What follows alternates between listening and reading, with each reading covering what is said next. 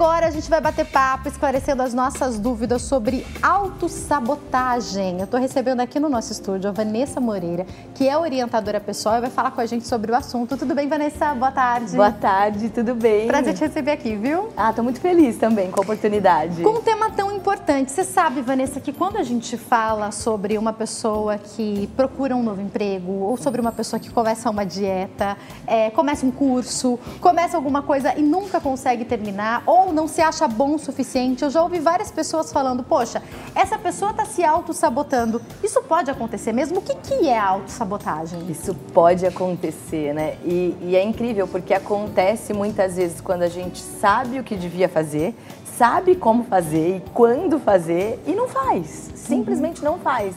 É como se tivesse um congelamento para executar aquilo que é necessário para o nosso bem-estar mesmo, para a nossa felicidade.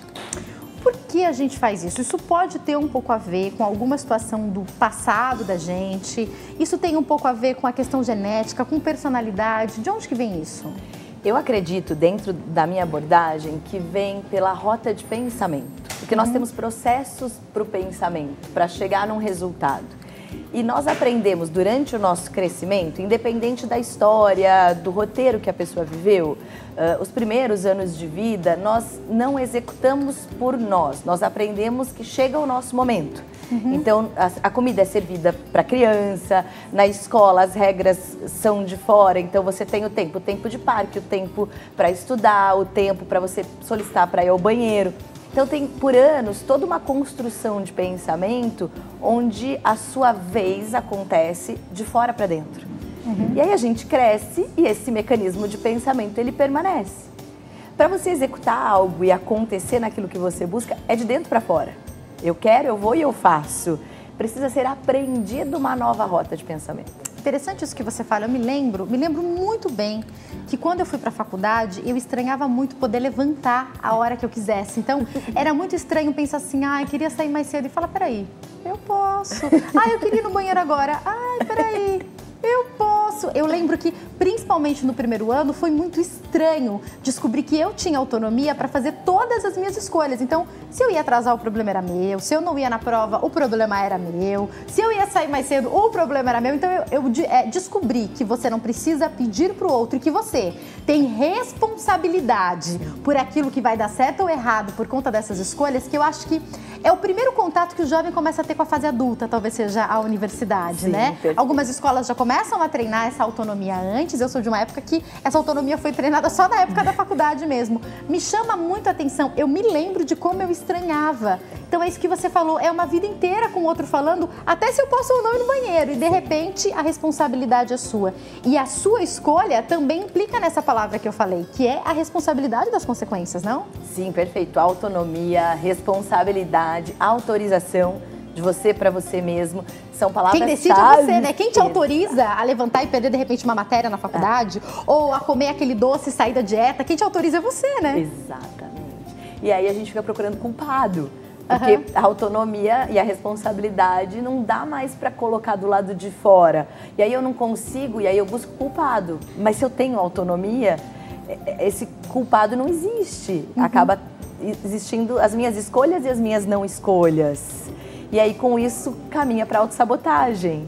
Você sabe que eu estava conversando outro dia com uma amiga que não está morando aqui em São Paulo e ela foi fazer uma entrevista de emprego para trabalhar numa área específica.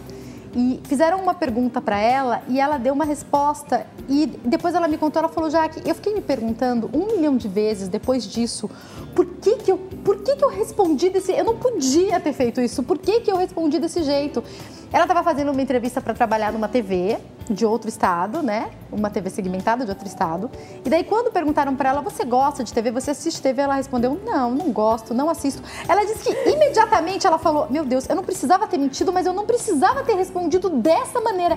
Ela disse que ela foi curta e grossa e ela ficou a semana inteira se questionando, comentou comigo, comentou com o marido, por que eu fiz isso? Ela percebeu em seguida que ela estava se auto-sabotando. Ela falou, será que eu fiquei com medo de conseguir a vaga? O que pode ter acontecido?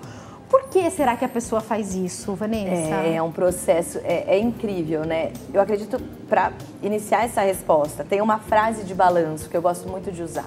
O que você ganha e o que você perde se acontece o que você quer.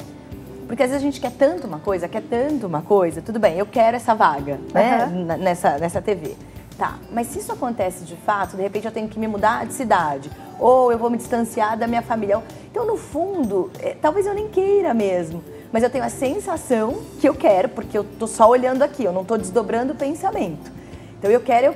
A hora que eu vejo que vai acontecer, o cérebro, ele é muito perfeito. Os pensamentos que a gente acaba misturando, por conta de sobrevivência e tudo mais, mas tem um funcionamento perfeito. Se isso vai me fazer mais mal do que bem a médio e longo prazo dentro do repertório que eu trago comigo, automaticamente eu tiro a oportunidade de mim. Isso não quer dizer que seja certo ou errado, mas é uma conclusão que o seu corpo, uma resposta que o seu corpo está te dando por tudo que você viveu até hoje, né? Exatamente, com o repertório que você tem. Perfeito. Por isso que é importante você desdobrar esses pensamentos e construir esse caminho dentro de você. Eu quero mesmo que eu ganho, que eu perco, que acontece. Porque quando você se alinha, a vida flui.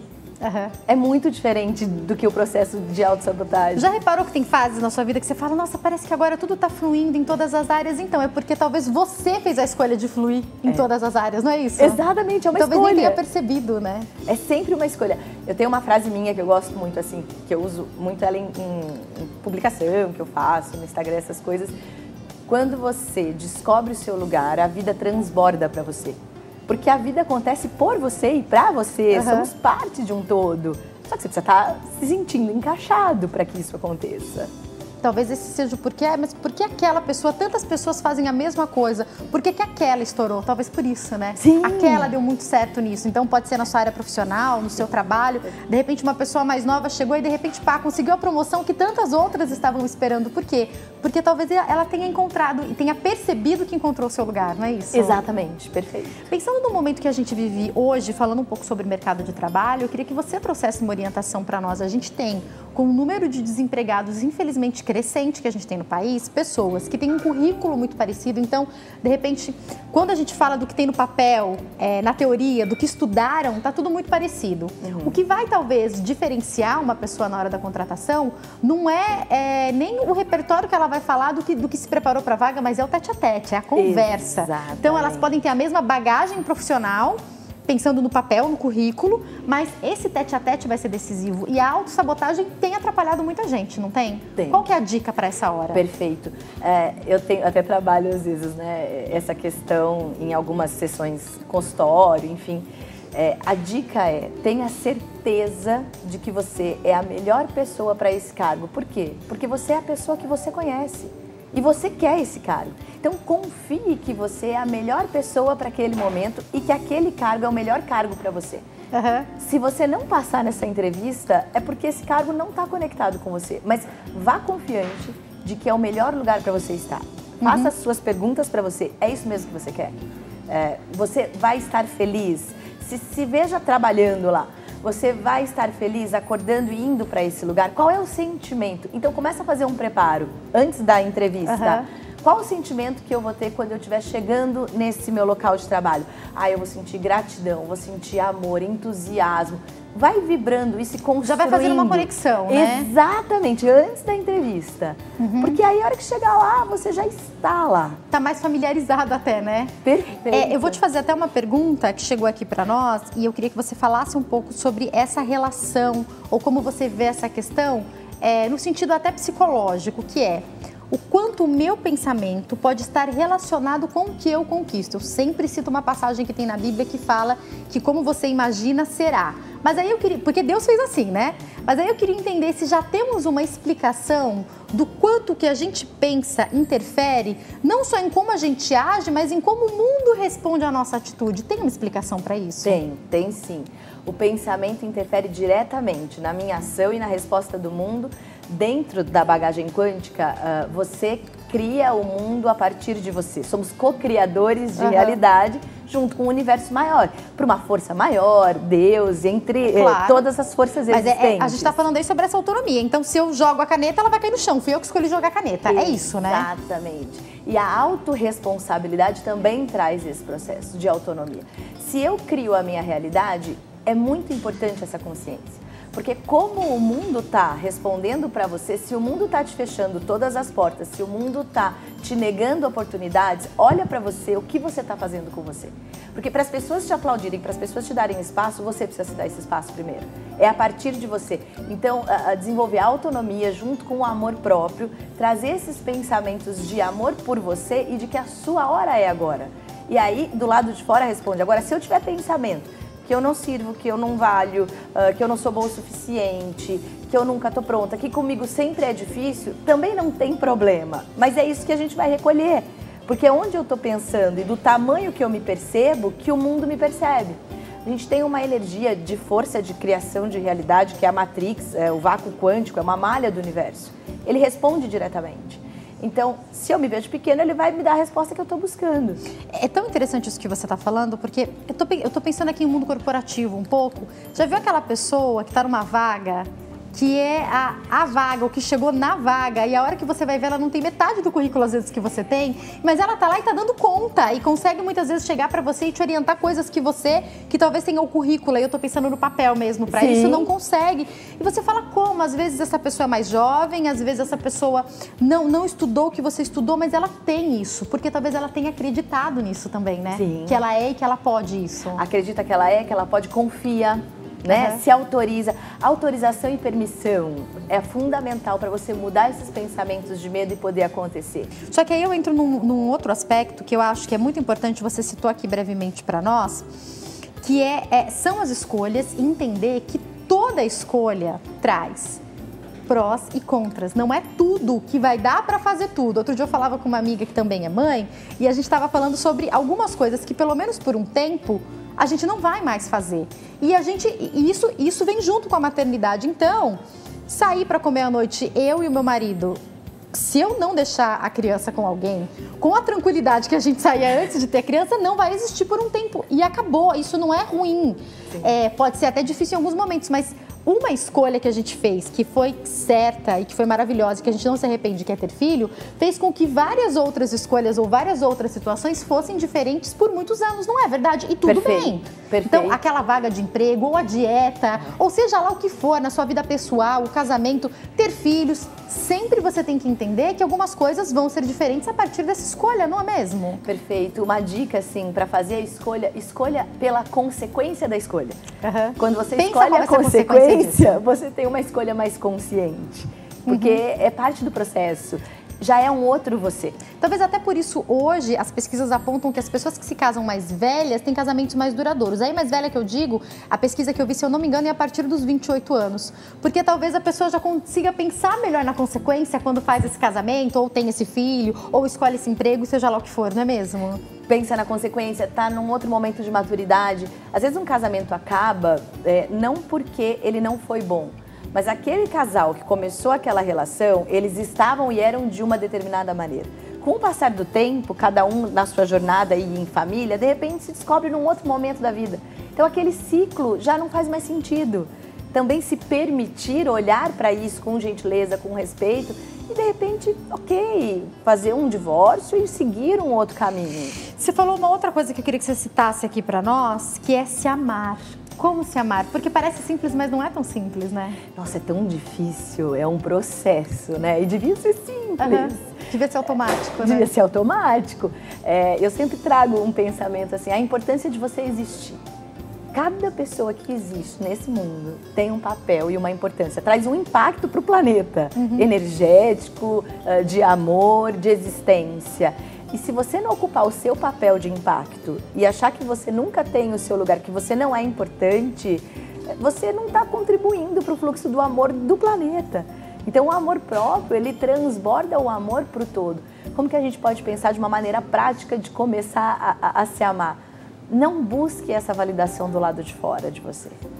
Porque se você não estivesse te dando isso, você não vai perceber que as pessoas te amam. Elas até amam, mas nunca é suficiente. Qualquer feedback, acho que isso não deve ser de verdade, não sou tão querida assim, não sou bem-vinda. Então, seja bem-vinda pra você. Como? Olha tudo que você já fez de bom. tudo que você já conquistou. Ah, mas eu não fiz quase nada. Não importa, a gente pode estar falando de uma coisinha muito simples ou de uma coisa muito grande. Começa do pequeno. Tudo que você faz pelo outro, quando você é bom e que você ajuda, tudo que você faz por você. E começa a fazer aplausos para você. Valide isso em você. A hora que você está trazendo isso, você começa a desenvolver essa admiração por você. E quando você se admira, quando você se ama, você vai começar a se conectar com isso do lado de fora de você.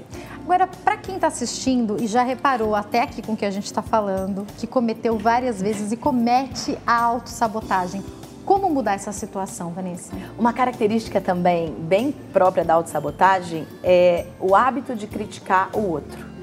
Por quê? Se eu não me permito, não me autorizo e nunca estou pronto, aí eu olho pessoas com às vezes um currículo menor que o meu, ou com menos habilidade, com menos capacidade e fazendo e acontecendo. E aí eu olho aquilo e aquilo acaba sendo uma agressão para mim. É frustrante, né? É frustrante. Então, quando você está na autossabotagem, geralmente você tem um pensamento de crítica do outro o tempo todo.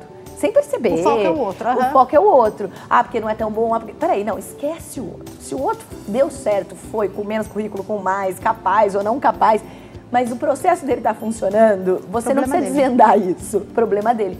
Se inspire no outro. E como que a gente pode se inspirar no outro? Se tantas pessoas, talvez com um pouco menos de preparo do que eu acredito que estão lá, estão acontecendo na vida, pronto, chegou minha vez. Se inspire no outro, admire a ousadia do outro e traga a sua ousadia para fora. Agora a pergunta é por onde começar, né? Eu quero citar já que a gente falou de amor próprio, eu quero citar uma outra situação que eu acho que é importante. Você deve se deparar muitas vezes com isso cuidando das pessoas, que é o perdão. Às vezes por uma situação que não deu certo, por uma colocação que você não conseguiu em qualquer área da sua vida, pessoal, profissional, espiritual, seja lá o que for, você começa a se culpar e não conseguir se perdoar. Ou então, encontrar um culpado para isso. Tá vendo? Foi minha mãe que na infância falava que eu não prestava para nada. Pronto, já encontrou um culpado, vai culpar para sempre, mas também não faz nada para mudar a sua realidade. Então, perdoar o outro e se perdoar é muito importante, não? É fundamental, é fundamental. Porque quando você tem a sensação que achou um culpado, seja você ou seja da sua criação, você estaciona naquele espaço-tempo. E aí você não caminha e a vida acontece no presente. Perdoar e agradecer. A gratidão é um negócio, a gratidão é tudo de bom. Nossa, é tudo de bom. A gratidão até por aquilo que me fez mal, mas sem... Eu falo para os pacientes, sem roubar na gratidão. Não é assim, eu agradeço que você me fez mal porque isso me trouxe isso. Não, é agradecer a coisa ruim mesmo, o incômodo, a frustração. Agradeço de ter me sentido frustrada. Por quê? Porque se esse evento aconteceu na minha vida e me trouxe frustração, é porque eu tinha esse sentimento dentro de mim. Senão eu não reconheceria ele. Então é uma oportunidade de agradecer ter sentido a frustração e soltar ela e deixar ela embora. Então agradecer a tudo que chega. A autossabotagem, a gente pode pensar numa gratidão por todos os eventos passados que me trouxeram até aqui. Eu sou profundamente grata. Aos medos que eu tive, as minhas questões da minha criação, meu pai, minha mãe, enfim, qualquer história que você tenha tido, por mais difícil que foi para você, por mais mágica que foi para você, agradeça. A parte ruim, a parte boa, agradeça tudo. Porque tudo isso faz parte da grande pessoa que você é hoje. Agora, eu queria até retomar falando uma coisa que eu acho importante. Daqui a pouco eu vou voltar para cá. Cat, me lembra essa pergunta que você fez, essa colocação? Que eu quero voltar para ela daqui a pouco, se der tempo. Isso, daqui a pouco eu volto para cá. Eu só quero aproveitar o que você falou e ir para as crianças, porque eu observo muito como minha mãe fica com meu filho, a maneira como ela trata, que foi a maneira como ela nos tratou, que sempre foi muito leve. Nunca teve uma palavra de reprovação, de você não consegue. E eu e minha irmã somos muito parecidas em algumas coisas e muito diferentes em outras. A minha irmã era muito mais tímida, hoje não mais, mas ela era muito mais tímida quando eu era mais nova. E eu vi muitas vezes esse cuidado dos meus pais, em também não exagerar, em não jogar carga, em não comparar. E é isso que eu vejo às vezes com meu filho. A gente fala, neném, pega ali. Aí ele demora um pouco, você quer ir lá e pegar? Não! E eu vejo a minha mãe fazendo muito esse movimento com meu filho. Filha, espera, deixa ele levantar, espera, deixa ele chamar, deixa ele falar. Então, essa paciência, essa criação diz muito de que adulto a gente vai ter, não? Sim, então, sim. Até uma dica para os pais, né? Perfeito. Respeitar o tempo de cada um. Lógico, impulsionar quando você sentir que é necessário, admirar sempre e respeitar o tempo de cada um, né? No seu tempo, do seu ritmo e no seu jeito. E cada filho é um mundo diferente. Não adianta falar, eu fiz tudo igual com todos os filhos e esse parece que não consegui ou não tive êxito. Não! Cada filho é um mundo completamente diferente. E sim, todos são perfeitos como são. Às vezes precisa de um ajuste, de um amor, de um agradecimento, né? De um empurrão. Porque são diferentes, Porque né? são diferentes, mas todos são perfeitos. Outra coisa, pra gente finalizar, que eu queria falar, é que às vezes quando as coisas dão errado, e às vezes dão errado sim por causa do outro, vou dar o exemplo aqui de uma amizade que você se frustra muito nessa amizade, muitas vezes você fica falando, mas o que eu fiz de errado nessa relação? Poderia falar de relação homem-mulher ou qualquer outra relação, até de chefe, né, e empregador, e empregado, empregador, mas a pessoa fica se perguntando o que eu fiz de errado nessa relação. E eu acho que talvez de fato você deva repensar quais foram as suas atitudes, mas às vezes o outro fez porque fez, sim. Não é verdade? Perfeito. Ficar tentando entender tudo o que acontece. E até se rebaixar por conta disso, né? Exatamente. Fui eu. Rebaixar, ficar se condenando, né? Sofrendo. Te coloca de novo para ficar parado no tempo. A vida é movimento e você só vai entender a vida com a vida passando. Verdade. E às vezes se uma amizade acabou, um relacionamento acabou e você não gostaria que isso tivesse acontecido e deu tudo de você para que isso não acontecesse, agradeça. Porque as pessoas se conectam por encaixe, por frequência. E às vezes aquele aprendizado já não é mais, está cada um em uma frequência, sem ser melhor ou pior, mas já não tem mais a troca. E se a pessoa, por algum motivo e uma atitude que te magoou, sai da sua vida, é para abrir espaço para a chegada de novas pessoas para a sua vida. E aí sim também agradecer até aquela pessoa que, de repente, se perdeu pelo caminho. E que talvez vá ter um lugar no seu coração, aquele amigo, aquela amiga, para sempre. Só não faz mais sentido nesse momento de vida. Perfeito. Nesse momento que você está vivendo, Olhe né? sempre o hoje. O que conecta e o que não conecta pro dia de hoje. Mas o carinho fica. Tenho que encerrar, mas se você tivesse que deixar uma dica pra gente prestar atenção ou parar de praticar o máximo possível a autossabotagem, que dica é essa? Por favor, Vanessa. Observe seus pensamentos. Quantos pensamentos de destruição por você mesmo você tem ao longo do dia? Quantos pensamentos de invalidação que você tem ao longo do dia? E comece a escrever. Tipo uma coluna assim, um papel. Escreva todos os pensamentos autodestrutivos que você traz para você e também a crítica, vai, pro outro. E do outro lado do papel, escreva elogios. Mesmo que sejam poucos, mesmo que no começo eles não venham automático, escreva elogios. Você vai começar a treinar uma rota de pensamento, de se olhar no positivo e de se elogiar.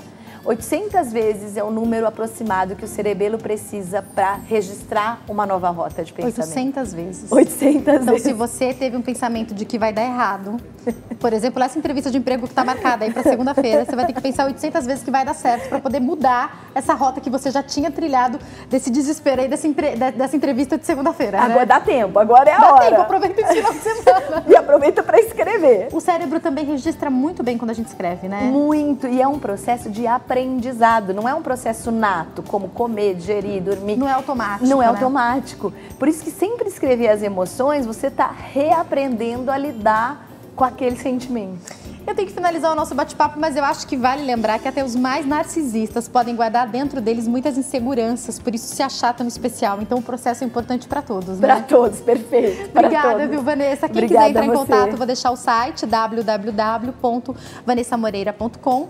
Tem o Instagram, o e-mail que está passando aí para vocês e o telefone 0 operadora 15 99101 7116. Obrigada e uma ótima tarde. Obrigada, Jaqueline.